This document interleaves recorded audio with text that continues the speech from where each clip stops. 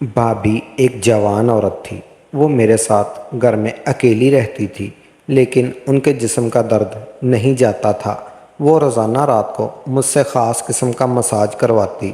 मैं भी रोज़ दबा दबा कर भाभी का मसाज करता। लेकिन एक रात भाभी ने नहाकर मुझे अपने पास बुला लिया और कहने लगी, ये लो तेल पकड़ो और जल्दी से लाइट बंद करके अपने। मेरा नाम जैद है, मेरी उम्र 20 साल है। इन दिनों मैं अपने घर में अकेला रहता था जब भाई ने शादी की, ताकि मेरी तन्हाई भी ख़त्म हो सके। मेरी भाभी का नाम सबा था।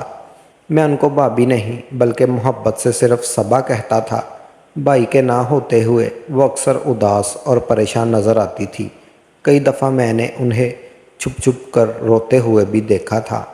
मुझे लगा था कि वो हुसन भाई को याद करती हैं जब ही वो छुप छुप कर आंसू बहाती हैं। लेकिन ना ही मैंने कभी उनसे ये बात पूछी थी और ना ही सबा ने खुलकर मेरे सामने ये बात कही थी। वो सारा दिन खामोशी से घर के कामकाज करती और फिर रात को अपने कमरे में बंद हो जाती और इनके कमरे से सिसकियों की आवाज़ें आने लगती।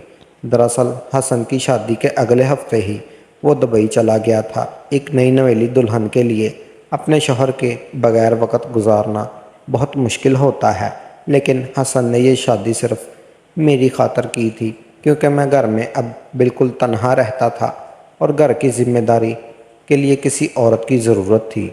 इसीलिए हसन भाई सबा को मेरे हवाले कर गए थे। तब से सबा बिल्कुल अकेली थी और मैं ही उनका ख्याल रखता था। वो एक दरमियानी उम्र की औरत थी और रिश्ता ना मिलने की वजह से उनके घर वालों ने हसन के साथ इन्हें रुखसत कर दिया था, क्योंकि हर गुज़रते दिन के साथ इनकी उम्र बढ़ती ही जा रही थी। मैं एक रात में सोने के लिए लेट रहा था कि सबा ने मुझे अपने कमरे में आवाज़ दे दी और मुझे बुलाया। रात को इस पहर ना जाने भाभी को मुझसे क्या काम पड़ गया था। यही सोचकर मैं तेज़ी से सबा भाभी के कमरे में पहुंच गया, क्योंकि हसन ने जाते हुए सबा की जिम्मेदारी मेरे कंधों पर डाली थी और कहा था कि मेरे भाई मेरे पीछे से मेरी बीवी का हर ज़रूरत का ख्याल रखना, दिलो जान से सबा की हर ज़रूरत का ख्याल रखना, क्योंकि हसन के पैसे पर ही मैं अय्याशी करता था और चाहता था कि सबा मेरी कोई शिकायत हसन तक ना पहुंचाए। हसन ने जब भी वापस आने की बात की थी तो हम कोई ना कोई खर्चा खड़ा करके उनकी वापसी को रोक दिया करते थे। इसलिए हसन कभी वापसी का सोच ही नहीं सका। रात के 11 बजे के वक़्त सबा ने मुझे आवाज़ देकर अपने कमरे में बुलाया, तो मैं यही सोचकर पहुंच गया कि सबा को कोई ज़रूरी काम होगा। लेकिन वहां जाकर मैं कुछ चौंक गया, क्योंकि सबा अपने बिस्तर पर लेटी हुई थी। मैं घबरा कर दरवाजे पर ही रुक गया और सबा को आवाज़ देकर कहा, जी भाभी, क्या कोई काम है? मुझे लगा था कि मेरी आवाज़ देने पर वो उठकर बैठ जाएंगी और हमेशा की तरह दुपट्टे से खुद को छुपा लेंगी, क्योंकि वो सारा दिन दुपट्टे में ही रहा करती थी। मैंने कभी उन्हें इस तरह नहीं देखा था। मगर मेरी आवाज़ सुनकर वो कहने लगी, जैद अंदर आ जाओ, मुझे तुमसे कुछ ज़रूरी काम है। वो अभी भी बिस्तर पर उल्टी ही लेटी हुई थी। मैं कमरे के अंदर दाखिल हो गया, लेकिन मेरी नज़रें झुकी हुई थी। मैं थोड़ा सा शर्मीला सा लड़का था और पहली दफ़ा किसी औरत को इस तरह देख रहा था। सबा ने गर्दन मेरी तरफ मोड़कर मुझे देखा और फिर मेरी झुकी हुई नज़र देखकर कहने लगी, जैद, शर्माने की कोई बात नहीं है, इस घर में तुम ही मेरे हो, तो बस यही सोचकर मैंने तुम्हें बुलाया है कि इस मुश्किल वक्त में तुम मेरा साथ दोगे। सबा की ये बात मैं ना समझी तो उसने मेरी तरफ देखा तो कहने लगी, मेरे सर में बहुत दर्द है, क्या तुम मेरा मसाज कर दोगे? तुम्हारे भाई ने मुझे बताया था कि तुम बहुत अच्छा मसाज करते हो। उनके सर का दर्द भी तुम चुटकियों में ठीक कर दिया करते थे। सबा की बात सुनकर मैंने मुस्कुरा दिया, क्योंकि ये बात वाकई ही हकीकत थी कि भाई जब यहाँ होते तो हर वक्त मुझसे अपने सर का मसाज करवाया करते थे। लेकिन वो तो भाई थे, मैं भाभी का मसाज किस तरह से कर सकता था? सबा ने मुझे आजमाइश में डाल दिया था। समझ ही नहीं आ रहा था कि क्या करूं। मैं सोच में पड़ गया था कि सबा किस किस्म की औरत है جسے اپنے دیور سے مساج کا کہتے ہوئے شرم بھی محسوس نہیں ہو رہی، جبکہ یہ کوئی مناسب بات تو نہیں تھی ایک عورت کا ایک مرد سے مساج کروانا، اور وہ بھی اپنے دیور سے۔ کوئی اور وقت ہوتا تو میں صاف لفظوں میں نہ صرف انکار کرتا بلکہ صبا کو اس بات پر کھری کھری بھی سناتا، لیکن اس وقت تو میں حسن کے ٹکڑوں پر پڑ رہا تھا، اس لیے صبا کے آگے زبان چلانے کی میری ہمت ہی نہ ہوئی اور نہ ہی انہیں انکار کرنے کی۔ صبا نے اچانک سے ڈریسنگ ٹیبل پر رکھی تیل کی بوتل مجھے دکھائی اور کہنے لگی، یہ بہت اچھا تیل ہے، بس تم اس سے میرے سر کا مساج کر دو۔ یہ کہتے ہوئے ان کی آنکھوں میں آنسو چمک اٹھے اور مجھے لگا کہ وہ شاید بہت تکلیف میں ہے۔ میرے انداز میں ہچکچاہٹ تھی، لیکن میں صبا کو انکار نہیں کر پایا اور میں نے وہ تیل کی بوتل اٹھائی اور بستر پر ان کے قریب ہی بیٹھ گیا۔ دھیرے دھیرے تیل سے ان کے سر پر مالش کرنے لگا، البتہ میں نے اپنی نظریں جھکا رکھی تھی اور خود کو کسی بھی طرح کے جذبات کو محسوس کرنے سے روک رکھا تھا۔ میرے ہاتھ صبا کے سر پر تیل لگاتے ہوئے بری طرح کانپ رہے تھے۔ میں نے آج تک بہت سے کاموں میں صبا کی مدد کی تھی، لیکن صبا نے کبھی مجھ سے اس طرح کی کوئی بھی فرمائش نہیں کی تھی۔ میں جیسے جیسے تیل لگاتا جا رہا تھا، صبا کی عجیب سی آوازوں سے کمرہ گونجنے لگا تھا، جیسے اس کو سکون مل رہا تھا۔ صبا نے دوبارہ میری طرف نہیں دیکھا تھا اور میں نے بھی اس کے چہرے پر نظر نہیں ڈالی تھی۔ شرم کے احساس سے تو میرا چہرہ ہی سرخ ہو رہا تھا۔ میرا بس ہی نہیں چل رہا تھا کہ کس طرح اس منظر سے غائب ہو جاؤں، لیکن میں کیا کرتا، مجبور تھا۔ اگر میں صبا کو انکار کرتا اور یہ بات بھائی کو پتہ چلتی کہ میں نے صبا کے کسی حکم کو نہیں مانا ہے تو میری جیب خرچی بند ہو جاتی، لیکن آج صبا کی مجھ پر عنایتیں کیوں چلائی گئی؟ صبا نے مجھے کسی چیز سے نہیں روکا تھا۔ میں بے دھڑک صبا سے ایکسٹرا پیسے بھی مانگ لیا کرتا تھا اور وہ آگے سے سوال بھی نہیں کیا کرتی تھی۔ کافی دیر تک میں صبا کے سر کا مساج کرتا رہا اور صبا کی آوازوں سے کمرہ گونجتا رہا۔ اس کے بعد صبا کو نیند لگ گئی کیونکہ ان کی آوازیں آنا بند ہو گئی تھی، اور پھر میں اٹھ کر ان کے کمرے میں خاموشی سے چلا گیا۔ میرا دل عجیب سے دھڑک رہا تھا۔ پہلی دفعہ میں کسی عورت کی قربت کو محسوس کر کے آیا تھا اور اس بات میں میرے اندر ایک آگ لگا تھی۔ صبا کا لباس اور ان کے خوبصورت رنگ نے مجھے عجیب ہی نشے میں ڈال دیا تھا، اور پھر جیسے ہی مجھے خیال آیا کہ وہ میرے بھائی کی بیوی ہیں تو میں نے توبہ کی اور سوچا کہ اب آئندہ میں صبا کے کمرے میں رات کے وقت تو بالکل ہی نہیں جاؤں گا۔ اگلی صبح میں نے پوری طرح دوپٹہ پہن رکھا تھا اور میرے لیے ناشتہ بنا رہی تھی۔ پھر میرے آگے ناشتہ رکھ کر میرا شکریہ ادا کرتے ہوئے کہنے لگی، زید تم نے تو میرے سارے درد ختم کر دیے ہیں، میں تمہاری شکر گزار ہوں۔ صبا کی بات سن کر میں شرمندہ ہو گیا اور کہا کہ اصل میں آپ سارا دن گھر کے کام اکیلی کرتی ہیں، اسی وجہ سے بہت زیادہ تھک جاتی ہیں۔ میں کوشش کروں گا کہ آپ کے ساتھ کام کاج میں آپ کا ہاتھ بٹاؤں یا پھر آپ کو کوئی ملازمہ رکھ دوں۔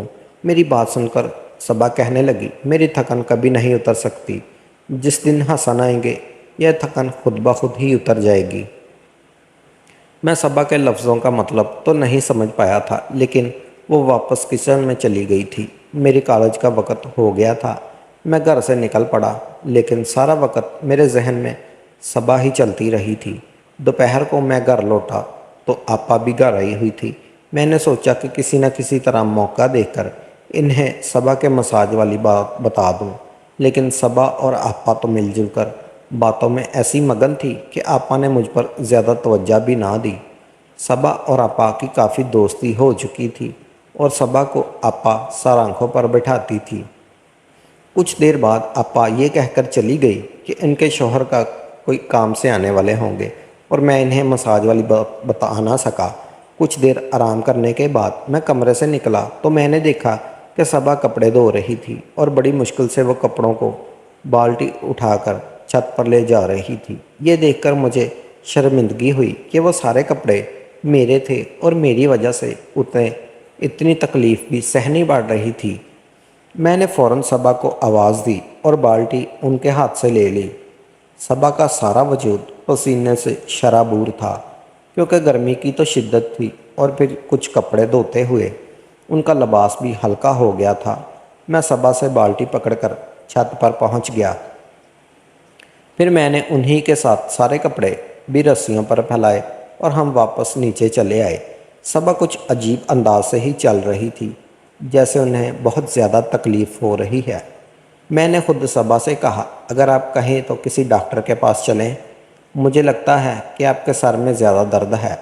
میری بات پر وہ اداسی سے مسکرائی اور کہنے لگی، یہ میری غلطیوں کا نتیجہ ہے۔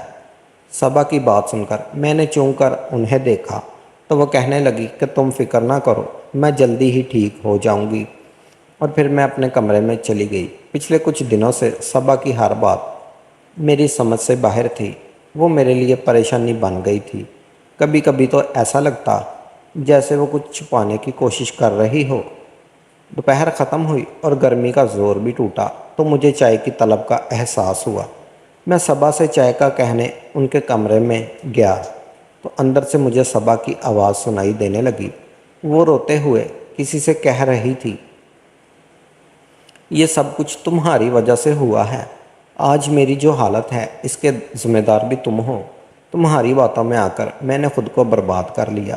صبا کی بات سن کر میں دروازے پر ہی رک گیا تھا۔ نہ جانے وہ کس سے بات کر رہی تھی۔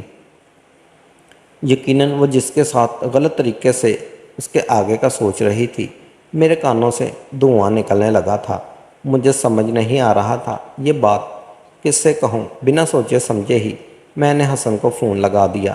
میں نے بھائی سے کہا کہ آپ واپس کیوں نہیں آ جاتے۔ بھائی مجھ سے پوچھنے لگے، سب خیریت تو ہے؟ اب میں انہیں کیا بتاتا کہ ان کے پیچھے ان کی بیوی کیسی حرکتیں کر رہی ہے۔ میں نے بس یہی کہا کہ آپ کی یاد آ رہی ہے، ہو سکے تو آپ لوٹ آئیں۔ کچھ دیر کی تو بعد بھائی نے فون رکھ دیا اور میں پھر گہری سوچ میں ڈوب گیا۔ سمجھ نہیں آ رہا تھا کہ مجھے کیا کرنا چاہیے۔ اور پھر اس رات بھی صبا نے مجھے آواز دے کر اپنے کمرے میں بلا لیا۔ میں ان کے کمرے میں پہنچا تو وہ پھر لیٹی ہوئی تھی اور سر پر مساج کا کہہ رہی تھی۔ میں نے خاموشی سے تیل کی بوتل اٹھائی اور نگاہیں نیچے چھپائی۔ ان کے سر کا مساج کر رہا تھا اور سوچ بھی رہا تھا وہ کس طرح مجھ سے ہی اپنا وہ والا مساج کروا رہی ہیں۔ مجھے لگ رہا تھا کہ جب میں کالج جاتا ہوں تو وہ میری غیر موجودگی میں گھر میں کوئی آتا ہے۔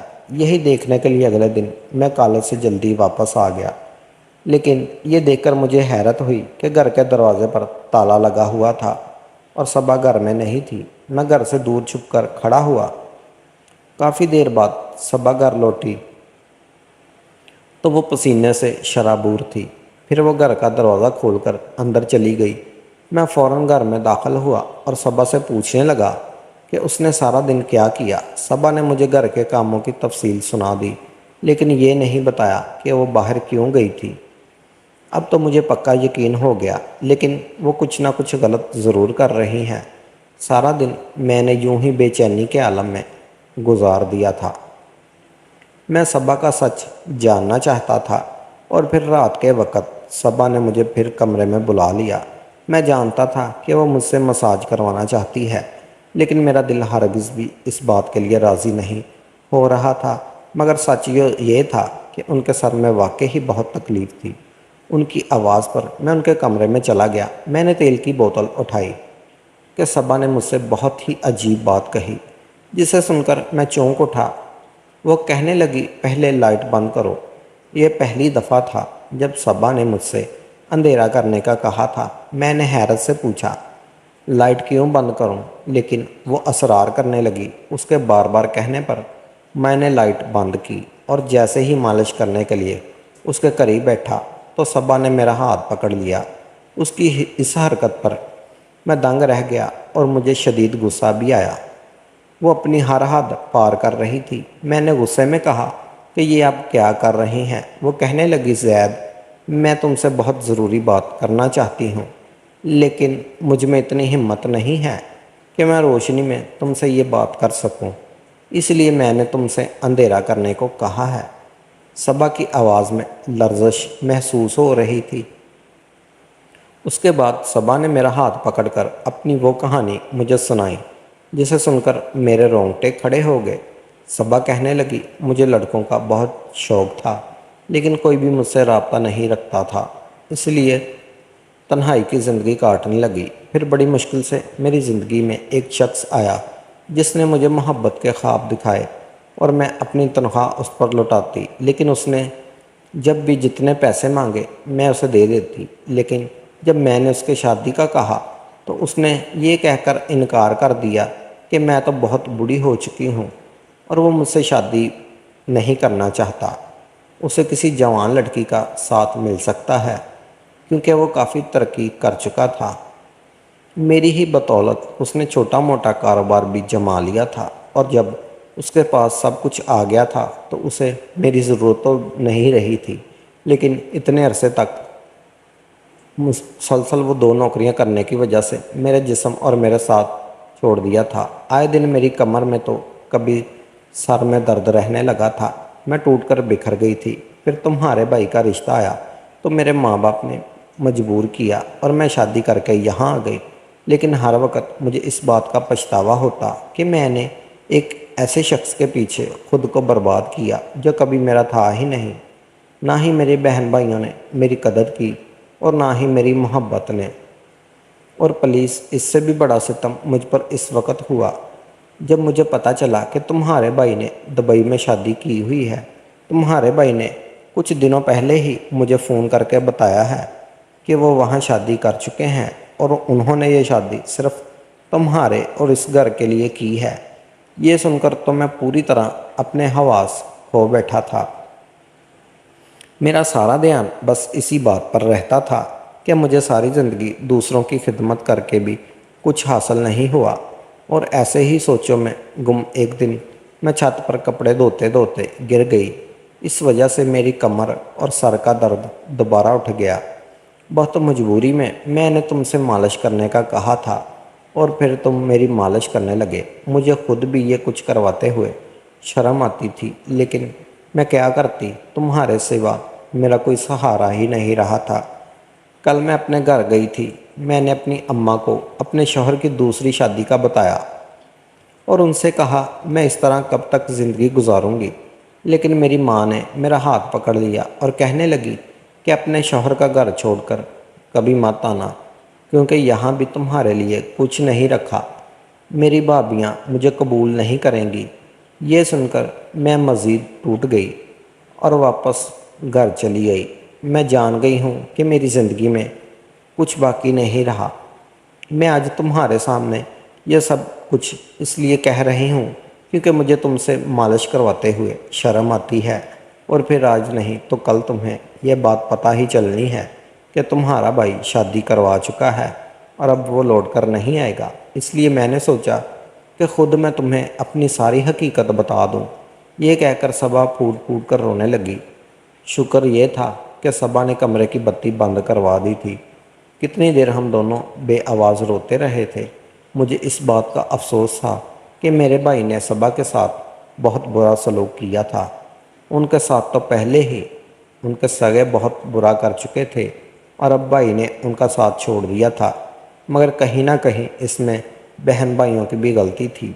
ہم نے کبھی حسن کو واپس نہیں آنے دیا۔ ان کی عمر بیت رہی تھی، وہ کب تک تنہا رہتی، اس لیے انہوں نے پردیس میں ہی کسی عورت سے شادی کر لی تھی۔ کافی دیر گزرنے کے بعد صبا کہنے لگی، میں ساری زندگی اس گھر میں خاموشی سے گزار دوں گی، تمہاری خدمت بھی کروں گی۔ حسن گھر نہیں آئے گا اور مجھے یہی رہنا ہے۔ مجھے ڈر ہے کہ ایک دن تم مجھے اس گھر سے نہ نکال دو۔ میں نے صبا سے کہا کہ یہ ممکن نہیں ہے، میں آپ کو کبھی یہاں سے جانے کا نہیں کہوں گا۔ آپ نے اس گھر کو جس طرح سنبھالا ہے ایسا کوئی نہیں کر سکتا۔ لیکن آپ کیوں تنہائی کی زندگی کاٹیں گی؟ میں چاہتا ہوں کہ آپ بھائی سے طلاق لے لیں اور مجھ سے شادی کر لیں۔ میری بات سن کر صبا حیران رہ گئی۔ میں نے اٹھ کر کمرے کی لائٹ چلائی، صبا سے کہا کہ خوشیوں پر آپ کا بھی تو حق ہے۔ میری پڑھائی مکمل ہونے والی ہے، میں جلد ہی نوکری کر لوں گا، تب تک آپ اپنی عدت مکمل کر لیجئے گا اور پھر ہم ایک نئی زندگی شروع کریں گے۔ آپ کی اور آپا کی دوستی ہے۔ جب آپا کو سچ پتہ چلے گا تو وہ بھی انکار نہیں کریں گی۔ صبا کہنے لگی کہ میں عمر میں تم سے بہت بڑی ہوں، لوگ باتیں بنائیں گے، دنیا کیا کہے گی۔ میں نے پردیس بیٹھے شوہر کو دھوکہ دے دیا اور دیور کے ساتھ شادی کر لی۔ میں نے صبا سے کہا، اس دنیا نے آپ کو کیا دیا ہے جو آپ دنیا کے بارے میں سوچ رہی ہیں؟ مجھے اس رشتے پر کوئی اعتراض نہیں۔ میری بات سن کر صبا پھوٹ پھوٹ کر رونے لگی اور میں نے اس وقت آپا کو فون کیا اور انہیں ساری بات بتا دی۔ آپا بھی بہت زیادہ شرمندہ تھی۔ انہوں نے بھی صبا سے معافی مانگی تھی اور پھر صبا نے حسن بھائی سے طلاق لے لی تھی اور کچھ ہی عرصے میں میری اور صبا کی شادی ہو گئی تھی۔ صبا میرے ساتھ کافی حد تک خوش رہتی ہے۔ میں عمر میں تو چھوٹا ہوں لیکن اپنی صبا کا پورے طریقے کے ساتھ نبھانے کے لیے قابل ہوں، جو ہمارے تعلق کے لیے بہت ہی اچھی بات ہے۔